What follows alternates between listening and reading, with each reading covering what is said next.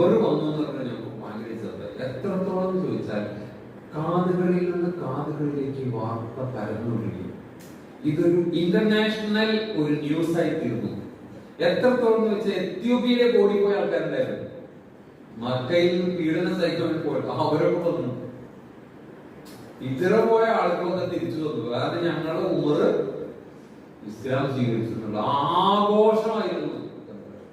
അതുവരെ ഞങ്ങൾക്ക് കഅബയുടെ അടുത്ത് പോയിട്ട് നിസ്കരിക്കാൻ പേടിയായിരുന്നു. ഉമർ വന്നിട്ട് അനൗൺസ് ചെയ്യണം, ആരെങ്കിലും ഈ തടുക്കാണെങ്കിൽ തടുക്കരുത്. ഇത് പൊതു സ്വത്താണ്. കഅബ എല്ലാവരുടേതുമാണ്, ലോകത്തിന്റെ മുഴുവനുമാണ്. ഈ നിയമം നിങ്ങൾക്കും അംഗീകരിക്കുന്ന കാര്യമാണ്. അവർക്ക് അങ്ങനെ ചില കോഴ്സൊക്കെ ഉണ്ടായിരുന്നു.